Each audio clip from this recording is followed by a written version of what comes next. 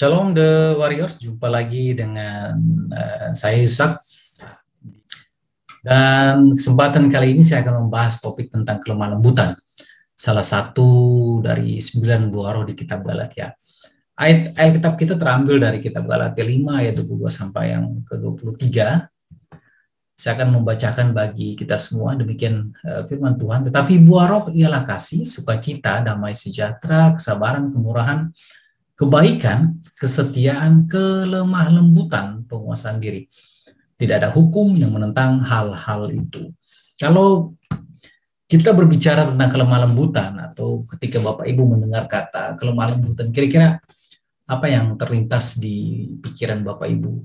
Apa yang terlintas di benak Bapak Ibu sekalian? Apakah kelemah lembutan itu identik dengan kelemahan?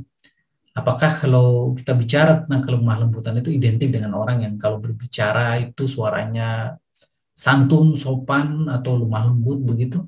Atau apakah kelemah lembutan itu identik dengan orang yang suka mengalah? Kalau kita eksposisi kata kelemah lembutan ini di kitab Galatia, itu bahasa aslinya itu terambil dari kata praus. Praus itu sendiri diterjemahkan, itu kata Yunani, dan diterjemahkan ke rendah hati atau lemah lembut, ya, rendah hati. Dan menariknya lagi kalau kita eksposisi lebih tentang kata praus ini, dari kultur budaya Yunani, ternyata orang Yunani ini menggunakan kata praus ini untuk mendefinisikan perilaku binatang, khususnya kuda. Perilaku binatang kuda yang sudah dijinakan, yang sudah dikuasai, yang sudah dikendalikan, sehingga dia bisa diarahkan dan dia mengikuti kemauan dari pemiliknya. Dia bisa dikasih beban, bahkan dia bisa ditunggangi. Tapi apakah kuda ini kehilangan insting sebagai binatang liar? Tidak. Dia masih punya insting liarnya, tapi dia patuh atau dia mengikuti kemauan dari pemiliknya. Dia mau diarahkan, dia mau dikendalikan, bahkan dia mau ditunggangi. Ini yang disebut dengan praus dari kultur budaya, ya. Orang-orang Yunani menggunakan kata praus ini untuk mendefinisikan perilaku binatang, dan lebih spesifik lagi untuk kuda. Nah, dalam konteks bacaan kita di kitab Galatia ini, maka saya menerjemahkan bahwa kelemah lembutan ini lebih kepada orang yang dikuasai oleh Tuhan. Orang yang mau patuh, mau tunduk, mau setia untuk mengikuti kebenaran firman Tuhan. Dia punya free will, dia punya kehendak bebas, tapi dengan kesadaran sendiri, dia mau patuh, dia mau tunduk untuk mengikuti bimbingan, untuk mengikuti perintah Tuhan. Ini kata praus atau kelemah lembutan dalam konteks bacaan kita kali ini. Ada banyak tokoh dalam Alkitab yang bisa kita jadikan referensi untuk mempelajari atau untuk mendefinisikan dari kata kelemah lembutan ini, dan saya begitu kagum dengan salah satu tokoh Alkitab, yaitu Musa. Bahkan secara eksplisit Alkitab menulis di kitab Bilangan 12 ayat 3, saya akan bacakan bagi Bapak Ibu semua. Demikian firman Tuhan, adapun Musa ialah seorang yang sangat lembut hatinya, lebih dari setiap manusia ya di atas muka bumi. Secara eksplisit kita menulis bahwa Musa itu adalah orang yang paling lemah lembut di muka bumi.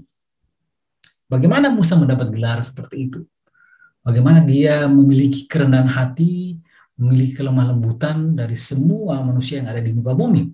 Tentunya kelemah lembutan ini bukan suatu pemberian secara cuma-cuma, ya, tapi ini adalah suatu effort, ada effort, ada tenaga, ada usaha yang dilakukan untuk mencapai kerendahan hati yang diinginkan atau yang sesuai dengan kebenaran firman Tuhan. Dan Musa melewati proses-proses ini, proses ujian ini, sehingga dia mendapat predikat orang yang paling lemah lembut di muka bumi. Yang berikut adalah, apa gunanya kelemah lembutan itu? Mengapa kita perlu mengejar kelemah lembutan itu? Mengapa kita perlu mengejar kerendahan hati kita? Ada 3 hal yang saya catat mengapa kita perlu mengejar kelemah lembutan, kerendahan hati itu.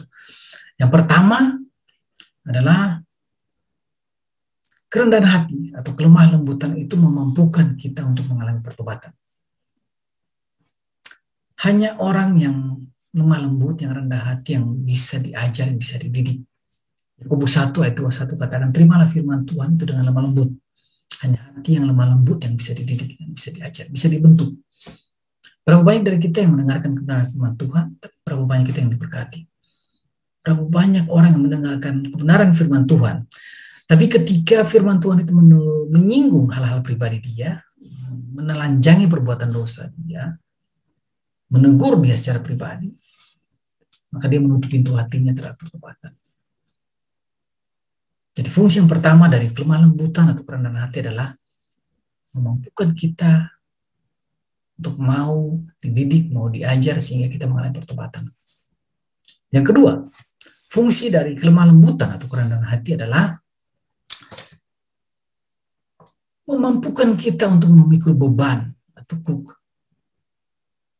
Matius 11 ayat 29 Tuhan Yesus katakan, pikulah kuk yang kupasang dan belajarlah padaku, karena aku lemah lembut dan rendah hati, dan jiwamu akan mendapat ketenangan.